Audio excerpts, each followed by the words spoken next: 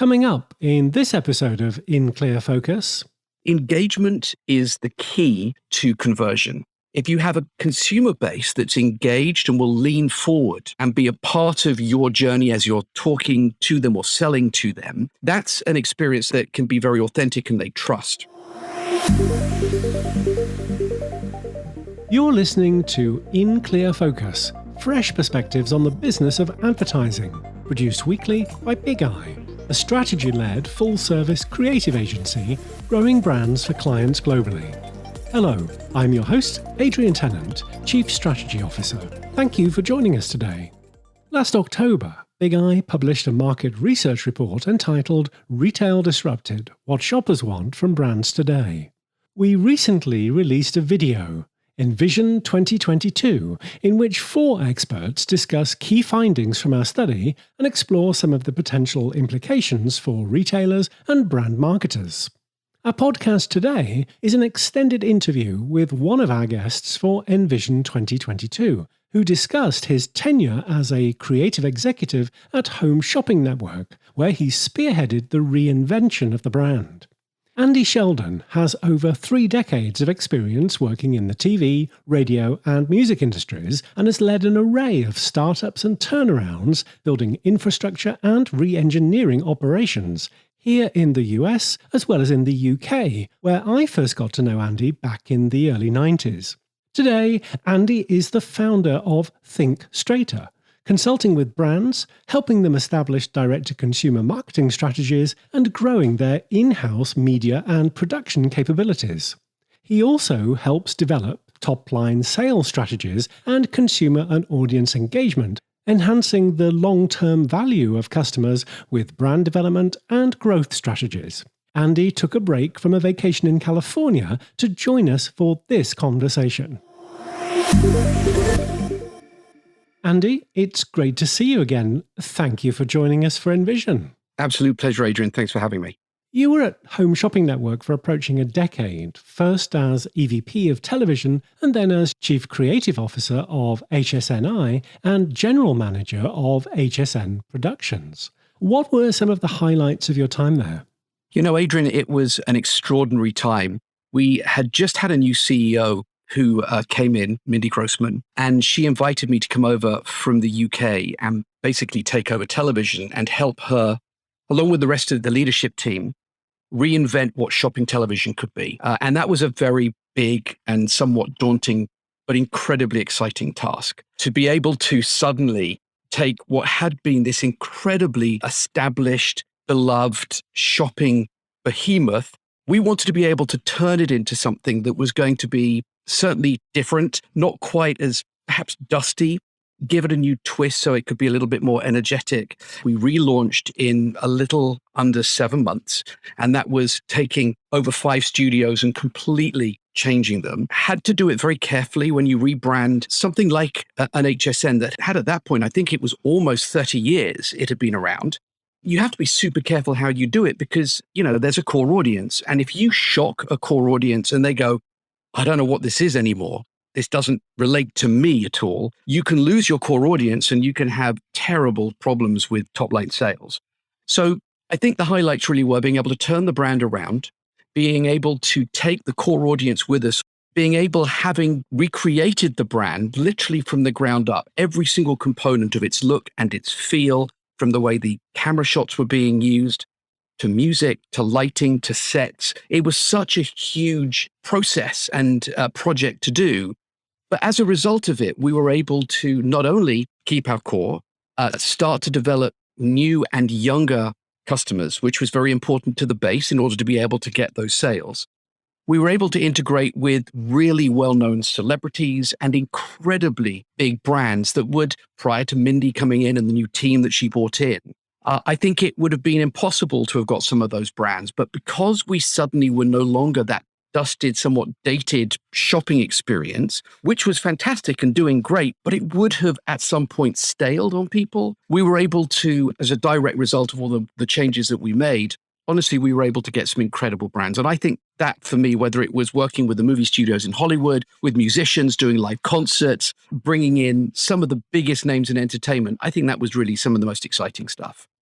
Back in 1982, long before it was available to millions of households via satellite TV and cable, HSN started on a local Florida station. Today, it's available 24 hours a day, and anyone can view the channel on TV or on the website. Andy, what do you think is the main appeal of shopping TV for consumers? So I think it's changed somewhat, but I think the foundational reasons why shopping television has continued to be popular is simply because it's a friend. So the hosts have been, for example, on HSN and QVC, they have had many of those hosts for many, many, many years. So for a core customer base, there's a real trust. There's companionship. There's somewhat convenience, because there are certain things that I do believe that the consumer does very specifically go in to purchase. A lot of it is, flybys, people that are flipping through the channels and they will stop on something and go, that's interesting, continue to watch, and then buy something that they didn't necessarily know that they needed, but then they bought it and they really loved it. As you rightly say, it started in a very small way, but it's turned into this sort of 24-hour, 7-day-a-week beast. There's education. There's surprises. It's a form of entertainment if you like that style of entertainment. And I think that's why it has continued to be as successful.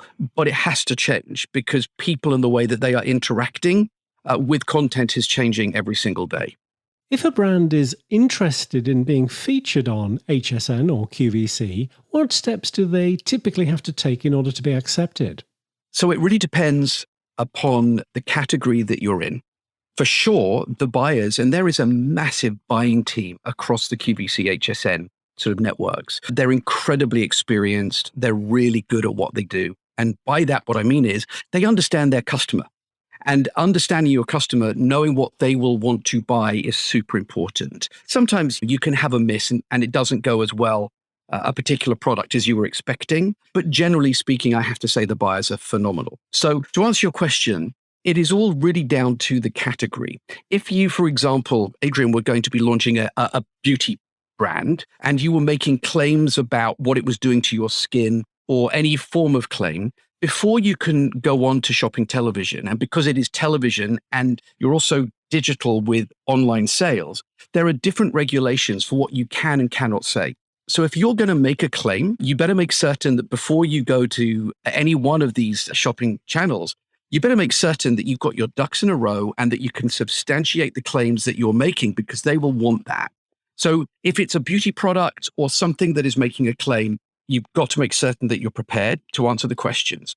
If it's a product that is not based on claims, but there's no demonstrability, meaning it's boring, it's a static, it's a box, there's not much you can do from a demonstration perspective, you need to think very hard about how you're going to tell that story to visually entice somebody that's watching to be able to understand what it is you're talking about and what you're selling, so that they can really understand the product and decide themselves if they want to buy it. So I think that they're important components. And what you also need to understand is that when you go into something like an HSN QVC, it can be a life-changing business decision for you. Meaning if you are hugely successful, the revenues that you can derive as a direct result and the units you can sell, not insignificant, but you do have to be enormously careful that you don't put all your eggs in one basket, find that sales slow down, and then because you really were just relying on that income, you lose the opportunity to be able to go somewhere else because you've got yourself locked into something that isn't working quite as well as you expect. So I think it's a great medium to use, but you've got to be very careful how you do it. And I would say just take the advice of the buyers, the merchants at those networks, because they really know what they're doing. According to Foresight Research, social live stream shopping is projected to reach $11 billion in the United States by the end of this year, rising to $25 billion next year. Facebook, Instagram, and TikTok are all hosting live streams for shopping. You'll typically find the host is an influencer or celebrity who highlights a product on the stream which viewers can purchase during the broadcast. Viewers can engage directly, asking the host questions about the product during the live stream or chat with other viewers for their feedback and opinions. Andy, how is the appeal of live stream shopping different from the experience of home shopping via TV channels?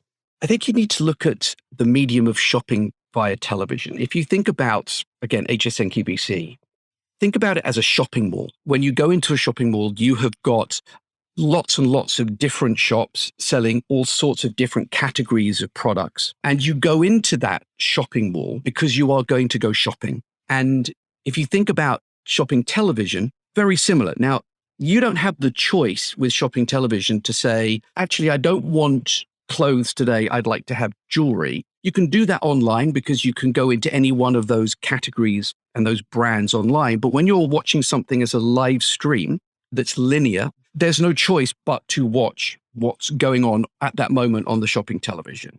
So as I say, think about it as a mall. And there are many, many different ways that you can buy products, lots of different brands, lots of different celebrities, all under one channel. When you look at live shopping using social, you're really going there very deliberately. It's highly likely that you're not flipping by and finding it. It's more likely that you were alerted through social media that there was an event that was going to be going on and that you went there specifically and deliberately to go shopping. And you're right, very often it's going to be influencers and celebrities that are going to be using that medium. So I think that there's room for both for sure, but they are very different. And I think that there is going to be, as it continues to grow, this live stream shopping, I think there is going to be rebalancing to a certain extent, because when you're shopping from HSN or QVC, there's a real trust, right? You trust the product is going to arrive on time. You trust that if there's an issue that you can return it and there's not going to be an issue. And you trust the information that you're being given by the shopping television host or the guest is accurate so that you can make an informed decision and then decide to buy the product. So the net is, I think the two are here to stay for a period of time. But I think that what we will start to see is this live stream shopping, which will be specific at a moment in time, will continue to grow. But I think there are going to be some growing pains with it because there's a lot of back-end work that needs to be done from an operational perspective that QVC and HSN have got completely tied up. They know exactly what they're doing. Skeptics might say that it's not surprising that live stream shopping took off precisely when people couldn't actually go to real stores and were doom-scrolling social media during lockdowns. But we've also seen major brands and retailers jumping in, including Amazon, with its shoppable offering at Amazon Live. Andy, do you think live stream shopping has real staying power? For sure. I think being able to shop conveniently the way that you want to, I think undoubtedly is going to be here to stay. And when you think about content and the consumption of content, the sheer amount of it that exists today, I have no doubt that live stream shopping will be here for a very long time. However, not all things are created equal. And I think that when you have live stream shopping, the audience are not going to be tolerant, in my opinion, of sitting and watching the same product being held up and talked about for 20 minutes, 30 minutes, which is what can happen on shopping television. So I think that based upon the very nature that the social media platforms and the other forms, I think Amazon is very similar, frankly, to shopping television. They're almost doing the same things, slightly differently, but just the live streaming of social shopping, I think is going to be here for a long time. Now, you're right, for infomercials, for home shopping, for digital live streaming, when people were stuck at home and there was nothing, frankly, they could do, you saw sales exponentially increase across all of the platforms. It did great for them, as did, of course, home deliveries for food and so on. So I think the bottom line is, don't be too skeptical about this. I think it's here to stay. I just think the forms in which it is going to change into and how the consumer is going to participate with it will also be changing. And I think that this will change reasonably quickly over the next sort of 24 months. Let's take a short break. We'll be right back after these messages. Last October, Bigeye published a market research report entitled Retail Disrupted: What Shoppers Want from Brands Today. We surveyed consumers across America to find out how their shopping behaviors had changed as a result of the pandemic. In a special Bigeye video event, we're joined by 4 experts who reflect on the study's findings and explore the implications for retailers and brand marketers in 2022.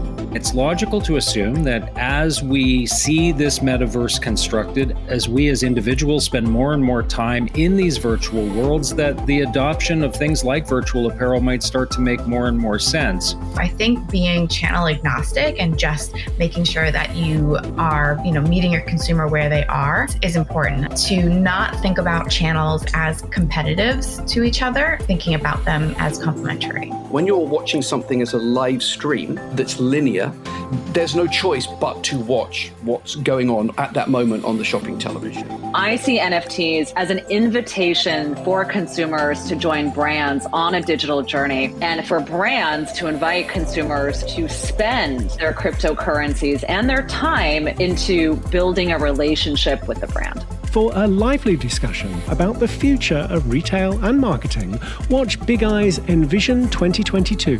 For details, go to bigeyeagency.com/insights. I'm Sandra Marshall, VP of Client Services at Bigeye. Every week, In Clear Focus addresses topics that impact our work as advertising professionals. At Bigeye, we always put audiences first. For every engagement, we're committed not just to understanding our clients' business challenges, but also learning about their prospects and customers' attitudes, behaviors, and motivations. These insights inform our strategy and collectively inspire the account, creative, media, and analytics teams working on our clients' projects. If you'd like to put Bigeye's audience-focused consumer insights to work for your brand, please contact us. Email info@bigeyeagency.com. Bigeye, reaching the right people in the right place at the right time. Welcome back. You're listening to a conversation with Andy Sheldon, founder of the consultancy Think Straighter and formerly Chief Creative Officer for Home Shopping Network. Andy was a guest on Bigeye's recent ENVISION 2022 video event. Most recently, you've been advising brands on how to establish direct-to-consumer operations and leverage this new landscape of streaming services and social shopping. What are some of the issues that you're finding are top of mind for brand owners right now? So before I said that not all things are created equal when it comes to content, and I think that what I'm experiencing and a lot of brands are really feeling at the moment is the need to pivot and start using content in a much more pervasive way than what has already been established as the norm. And because not all things are created equal, how you watch content on, say, YouTube is going to be very different from Instagram, which is going to be different from TikTok. What I'm seeing is that brands today are definitely struggling with the notion that they have to be spending marketing dollars in a different way. And making content is not necessarily the easiest thing to do if you overthink it. But the truth of the matter is that whether you've got a new iPhone Max Pro that's 4K ability for filming, giving you really good high resolution picture and sound quality, what you have from a content play is the need to think through, and this is where companies, as I say, I think are struggling somewhat. You have to think through what is the content going to be that's going to be on TikTok or on Instagram, and how different that needs to be presented and created to the content that you might be wanting to put somewhere else, or even on your own website. So I think the companies are struggling, again, against having to spend marketing dollars differently. There are actually bigger spends that now to be made. Don't fall into the trap, and I urge anybody that's thinking of making content, don't fall into the trap of thinking that content has to cost a fortune. It doesn't. In fact, if you really want to be creating content that is believable, that the consumer or the fan base is able to look at and go, they really strategically can feel and understand what's being said is authentic, keep it simple. But if a product needs to be demonstrated, if somebody needs to understand why this product versus another product, or how to operate something, bear in mind that there is a sort of a reasonably strict code here, which is feature, benefit, and what's in it for me. What's the feature of the product that you want to talk about? How does that benefit the consumer's life? And what's in it for them if they were to buy it, that you can help them understand that by spending that bit of money is going to really just in some way enhance their day-to-day experience. In our Retail Disrupted report, we highlighted the importance of social media in brand discovery and the role that influencers play in the customer journey. With relatively inexpensive and easy-to-use technology theoretically enabling anyone with a smartphone to live stream to their followers on social media, do you foresee more consumers becoming influencers?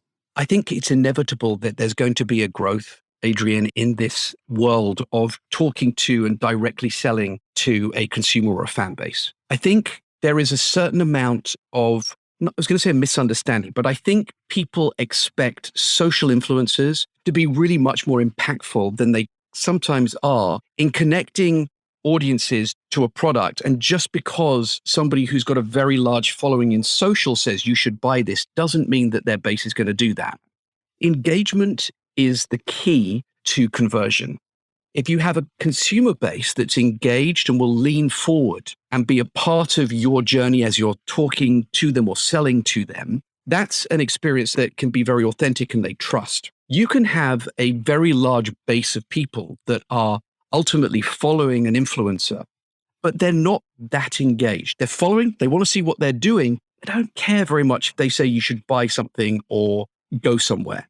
And so I think that what will happen is there will continue to be a growth. There will continue, of course, to be high sales that are going to come from the right influencers at the right time. I think that will continue to grow. But if it becomes so saturated, and if everybody is trying to do that, there will be a certain amount of a disingenuous experience that I think consumers are going to feel. They're not going to trust as much, and I think it could taper off a little.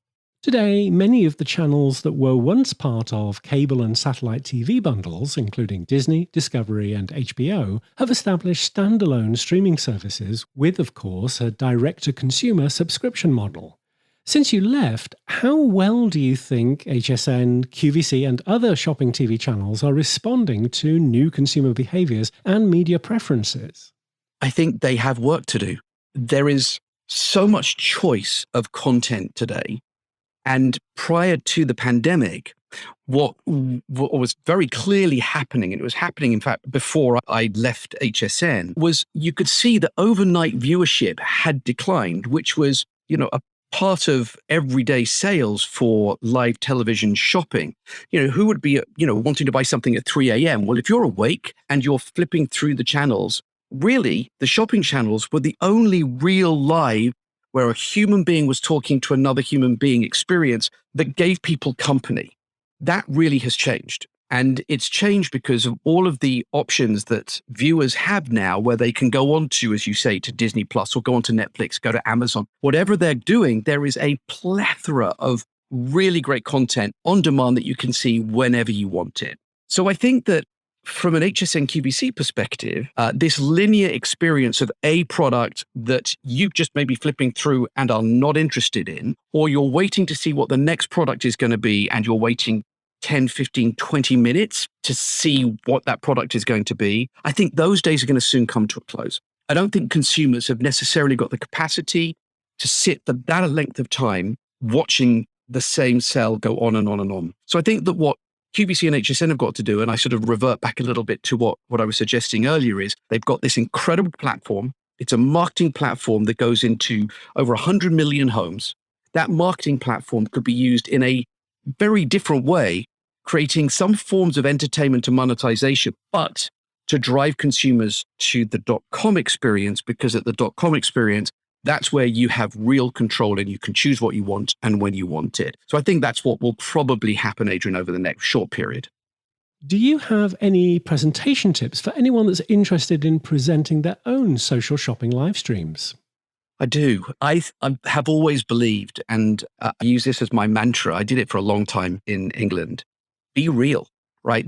I was a disc jockey on the radio and a television host. And the truth of the matter is that a lot of people, when they think about being a DJ, they sort of put on the DJ voice and they sort of turn into something that they're really not. My opinion is it is far, far better to be authentic. Don't exaggerate. Don't oversell. Don't say that everything is the best or the greatest. You've got to be real, because consumers today have the ability to instantly check on what you're saying to see whether or not it's accurate. And so it is vital that if you want to be trusted as somebody that's going to be using social to engage with your base, to sell something, be authentic, be real. Don't overly sell it, because consumers are smart enough to know what they do and do not want. And tell the truth, because the truth ultimately is the most important part of somebody buying a product. Because if they get something at home and it's not what they thought it was going to be, they'll send it back. And that creates all sorts of other problems for you. So keep it simple, feature and benefit, tell me why it's good for me, be real. And I think they would be the tips that I would give you. Andy, what is one aspect of retailing, whether online, in stores or on TV, that you think is most likely to be disrupted or look completely different by 2030? My gut feeling is that there will be an evolution and a continuous growth in the live streaming and shopping television. And I think that it will morph and it will change. I don't think it's going to be extreme. I think shopping television channels like an HSN or a QVC, they have still a lot of modernization that they need to do. And they really should be using, in my opinion, the television platform as a marketing vehicle to drive people to a lot more content that's online. But I think the biggest change is going to come in brick and mortar retail. I think that there is going to need to be a different form of storytelling. There's got to be a far, far better digital experience so the consumer is able to have as much of an insight into products and being able to shop conveniently, whether they're going to the same store on the high street, in the shopping mall, or if they're going online. So I think the biggest changes that you're going to start to see are going to be with some of the big high street retailers, because they really have no choice, frankly, if they want to compete with digital sales. Andy, thank you very much for sharing your insights with us for ENVISION. It's been an absolute pleasure, and thank you for asking me. Thanks to our guest this week, Andy Sheldon, founder of the consultancy Think Straighter. You can learn more about Andy and his services on the website at thinkstraighter.com. As always, you'll also find a transcript with links to the resources we discussed today on the In Clear Focus page at bigeyeagency.com, where you'll also find more details about Bigeye's ENVISION 2022 on-demand video. Thank you for listening to In Clear Focus, produced by Bigeye. I've been your host, Adrian Tennant. Until next week, goodbye